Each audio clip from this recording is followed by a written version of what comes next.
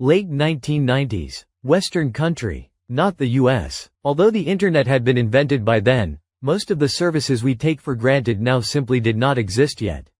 Cell phones and smartphones were still in the future. Note: inner city areas in my home country are not like inner city areas in the US.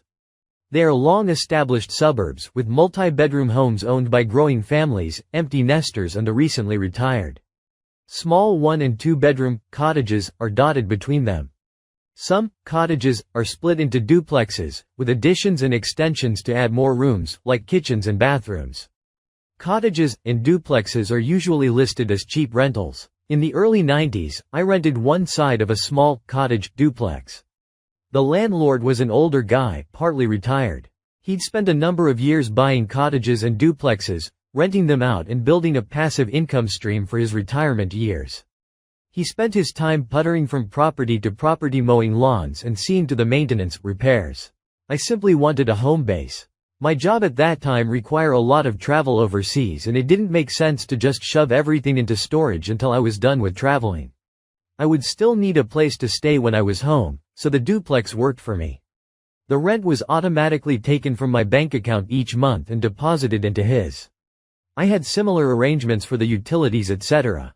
Every year the landlord and I would sit down and over coffee would catch each other up on the neighborhood news, stories from my travels, and the annual rent increase. It was a bit of a delicate negotiation, as I wanted to be fair, a national trait in my country, while he was taking into account that I was young and still building my career. So, money was often tight, especially in those early years. I had 9 good years in that duplex. I made friends with my neighbors, and folks knew if they needed some kind of help, and I was home, I was happy to assist them in various ways. Towards the end of my 9th year there, I flew home to firstly get some rest after several months of hopping around the globe, and have my annual chat with the landlord about the rent increase. We had ditched using a written lease after my 3rd year in the duplex. We'd gone to a month-to-month arrangement because I was never sure if some fabulous opportunity might land in my lap, suddenly requiring me to take up residence in another country. Not having to continue paying on a lease for a place I wasn't using made sense, economically. I had offered to find new tenants for him if such an opportunity ever actually happened. Having been home just a bare few days, I was looking forward to meeting with my landlord. I'd gotten to quite like him over the years, and I was a good tenant for him. Wear and tear on my side of the duplex was minimal, and being away as much as I was back then, he didn't have to do a lot beyond mowing the lawn. Well, surprise number 1. His eldest son knocked on my door the afternoon I was expecting the landlord. Surprise number 2, his father, my longtime landlord, had actually retired fully and signed over much of the business to his eldest son. Surprise number 3, eldest son had a very different mindset than that of his father. There was no friendly chat, no catching up, no storytelling. The biggest surprise, he was going to quadruple the rent. He justified it by stating property values had been going up around the area. More empty nesters and retired folks were selling up to property management companies and generally raising rents over the entire area. I missed most of his justification because I was in slack-jawed shock. When I told him I flat out couldn't afford the new rent, his reply was anything but nice. Then you have until the end of the month to move out. Now, I did check into some of his statements. Rents had been rising, but nothing like he suggested. Folks had been selling their big, multi-bedroomed homes to property management companies. Overall, rents were 50 to 75% higher compared to 5 years prior. Quadrupling the rent? I smelt something fishy. Couple of phone calls to the building permits people at City Hall, and I had my answer. What he intended was to use the inflated rent to help get bank financing to build more onto the duplex and turn into a bunch of high-priced apartments. I had a backyard more than large enough to put a whole other multi-bedroomed house onto, but city bylaws wouldn't permit it. So, this was his workaround. You couldn't build new homes into a backyard space, but you could build extensions and additions. Anyway, in just 20 days, I had found a new place to live, changed all the payment arrangements with the bank, got the new utilities turned on, and had moved everything I owned into the new place, including several hundred books and their bookcases. I had 5 days to clean and spruce up the place before putting the keys into the mailbox.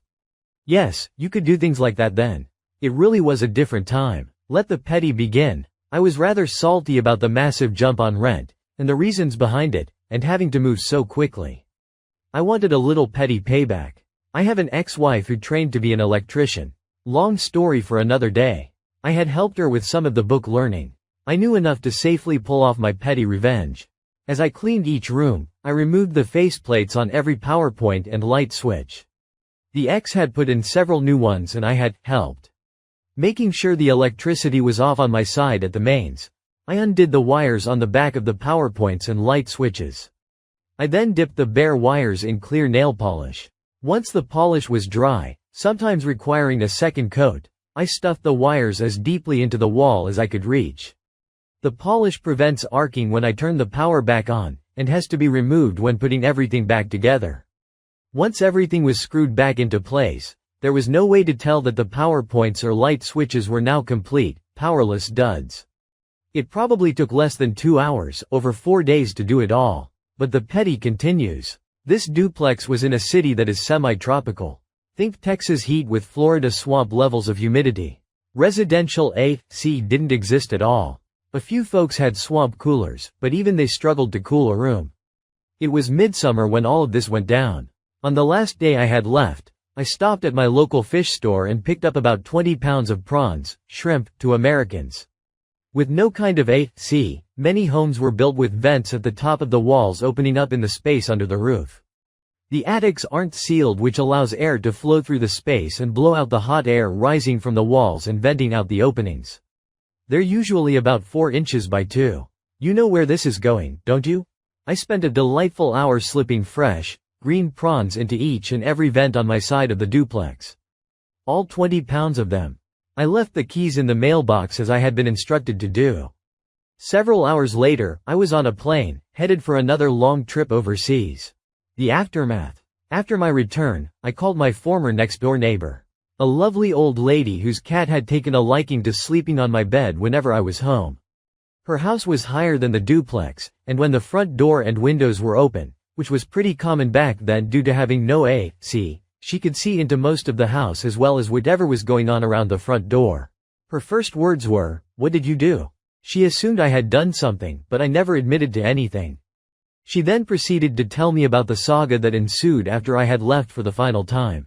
Eldest son waited several days before showing up at the duplex for the first time. He casually opened the door, took maybe 2 steps inside and dashed right back out again. He spent the next several minutes bent over, emptying his stomach near the fence line. He left. Less than an hour later, 2 cars pull into the driveway. Eldest son and my former old guy landlord. Old landlord gets within 4 feet of the still open door, takes a wee sniff, and falls on his ass laughing his head off. Eldest son looks kinda pssed. Very dramatically, he grabs lungs full of air, dashes inside and opens a couple of windows before running back out again. He has to do this several times to open all the windows and the back door as well. Old landlord goes off in fresh gales of laughter every time eldest son does his deep breathing routine prior to his next dash indoors. Several hours later, eldest son locks both front and back doors, leaving the windows open. From what my former neighbor could see, it appears the smell hadn't abated at all. 10 days later, eldest son shows up again, with someone who looks like they are in construction. As noted by my former neighbor. Construction guy walks into the house, turning pale in the process, walks around, looks at the bottom of the walls, and then exits. Sharp-eared neighbor hears him tell eldest son, all the baseboards will have to be replaced. I'm not sure we'll ever get all the stink out though. Eldest son has a fit on the spot, while construction guy just shrugs his shoulders. 2 more days pass, a small crew of construction types arrive. Eldest son lets them into the duplex. Using crowbars, they start pulling off the baseboards. There is much swearing, especially as they have to remove and clean up the leftover, rotting carcasses of all those prawns. They are less than an hour in when they strike a problem. None of their power tools will work. Not a zip. They tried different power points and even made sure the power was on at the mains. Nope, nothing happening. Construction crew leaves while eldest son has another fit on the stairs. Following week, an electrician and his assistant turn up. Eldest son lets them into the duplex. It doesn't take long for them to discover my other bit of pettiness. But there is a problem. To get at the wires and reattach them to various power points and light switches, parts of the walls, mostly the stinky baseboards, have to be removed and the festering mess behind them needs to be cleaned up before the electrician can, or will, do his job. A very loud argument ensues. Apparently, the problem is the construction crew need their power tools, but the electrician doesn't feel it is his job to remove the smelly baseboards nor clean 20 pounds of rotting shellfish out of the space. Impasse. From what my former neighbor told me, it eventually took over 4 months to make things right in the duplex. There were a number of disagreements over who should be doing what in respect to cleaning, repairs and rebuilding. Word at the local coffee shop was it ended up costing eldest son more than a year's worth of quadrupled rent, and he never got his bank financing either. A full decade later, he actually sold the duplex. The new owners immediately began building extensions that eventually grew to be several apartments. I've seen the satellite pictures myself on Google Maps.